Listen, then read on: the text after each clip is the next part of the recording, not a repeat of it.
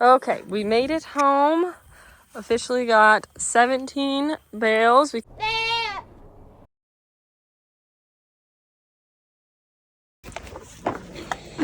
Alrighty, well here we are.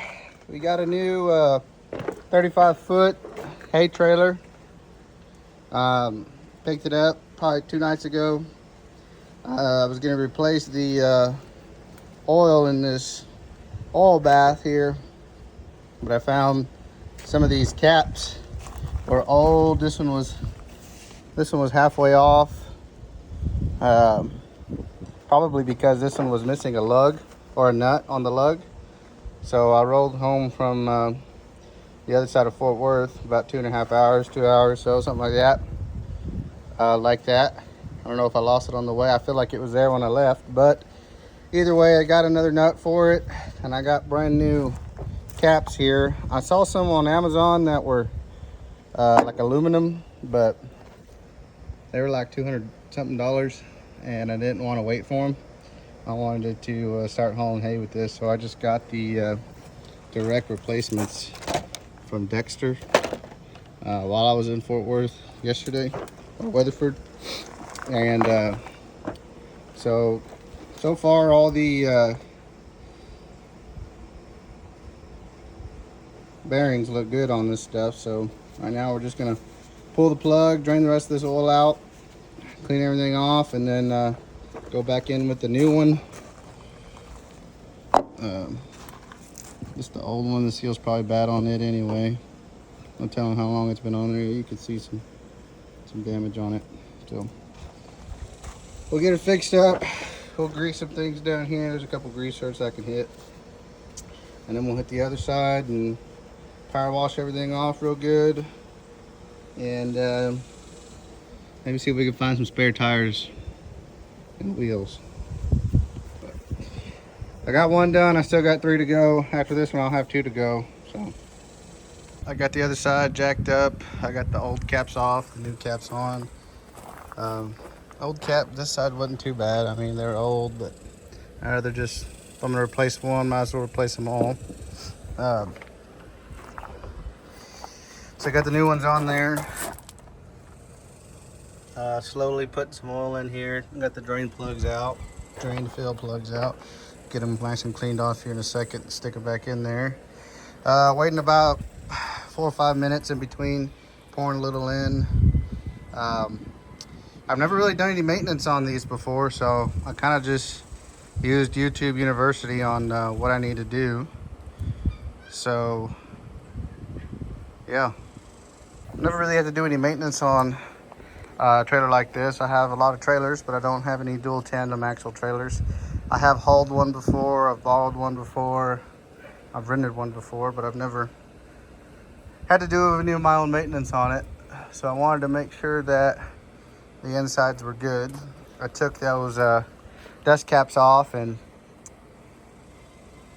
the bearings look good on them, so I went ahead and left them in there. Kind of fill them, I guess, a third full. You really don't want to go past like right about here. So that oil's starting to drip in there. Still got some more to put in there, but we'll get these put on, and then I got to take a look at the lights on the way home. They were staying connected, but they kept on saying disconnected, connected, disconnected, connected. So we're gonna see what's going on with that. It's probably something on the inside of the plug. So we'll see. All right, there they are. Now time to start looking at the plug situation. Probably gonna back it up a little bit more so I'm in the shade. Probably about 100 degrees today, and I'm dying. All right, well, I don't see anything super wrong with this plug other than it's extremely corroded. Like I said earlier, this was really on and off throughout the 2.5 hour drive home. So I got a brand new one just like it. Happened to be sitting in here in my tool bag that I keep in the farm truck. I ordered a bunch more of these actually on Amazon, because if you run up to Tractor Supply, they're like 25, 30 bucks, but you can get one for like 7 bucks on Amazon. So I've got like 8 of them now that I keep on hand. But yeah, as you can see, nothing crazy, pretty corroded. So we'll go ahead and Probably cut some of these back, get some fresh wire exposed, and then go from there.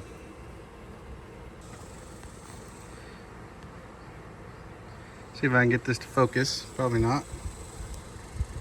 But I got these little doodads on here. Not sure how I'm gonna be able to.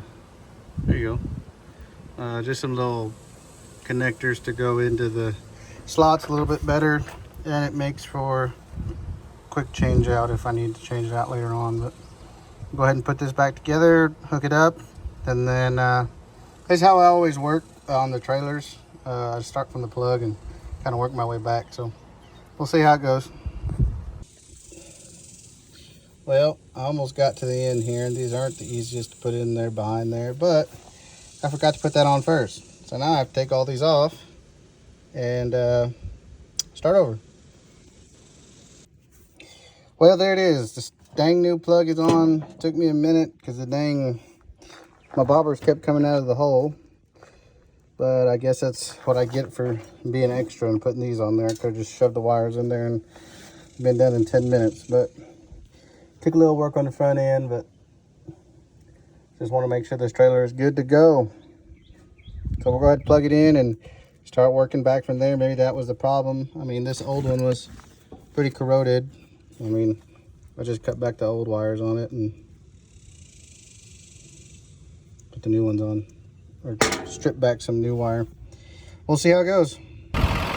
Well, I got her hooked up to the old 7.3. This was not as fancy as the other truck, so it's not going to tell me when it is disconnected or if it's not disconnected. The only way I'm going to know if we still have a short somewhere is if my little brake light there starts flickering. But since I've had it hooked up, we haven't had any flickering. I'm hoping and being positive that it was just that old plug that was super corroded. So we're going to take it for a spin, about 10-15 miles around, let the new oil flush around inside those bearings, and then give another retighten to those lug nuts since all those tires did come off. So we'll see how it goes. Well, still seems that there is a short somewhere back here with the whole brake system. So I'm gonna crawl up under there. I'll take y'all with me. I got all the old tape peeled back. All the connections, the butt connectors and all that look relatively new, but there might just be one that's not grabbing on right. So I'm gonna cut everything back, reconnect it, take it for another spin, and hopefully that is the problem. Somewhere in here, I'll take some of this wire down there with me just in case I need it. Somewhere I had a case of stuff, but we will see how it goes. Hopefully this is a problem and it's not inside the brake drum set, because then I have to take the dang tires off again. Probably something I should have checked whenever I had it all taken apart. But the saga continues. Was hoping to start hauling hay sooner rather than later, but I don't think so. All right, well, I'm under here. It's hot. I tried to back this up as much in the shade as I could, but what I'm thinking is the problem are these right here. They got two wires going in the same butt connector, which isn't a problem, but it could just barely be not connecting in there or bouncing around. So I stripped back all the tape off all these, and I'm gonna go back in with new butt connectors, and instead of putting two in the same, I'm gonna put these Scotch locks on there. So we'll see how it goes. It's hot, sweating, but I gotta get it done. All right, well, we got it all rewired, all new butt connectors, and instead of two wires going in the same butt connector, I put Scotch locks on there. So basically that's what this side's gonna look like next. So hopefully here we're done here in about 20 minutes or so, hopefully. We'll take it for a spin, and hopefully the whole in and out brakes issue is gone. All right, we got the last one put in there. New butt connectors, a little bit smaller gauge, so it's a little bit tighter in there. As you can see, my tape job compared to Tyler's, hers is a lot better. But all four have everything connected, so I'm hoping that all that was the problem. If that's not the problem, then like I said, we're gonna have to go inside there and see the connection. But I really don't want to have to do that, but I will if I have to. All right, well, we did all that work just to find out that there was a ground clipped under there. I don't know if we can see it very well here. I don't remember if it's on this side or not, but there was a ground right under there that needed to be wired back on. I don't know what side it was on. Was it on this side? Oh yeah, it was back there. I don't know if I could get back there or not.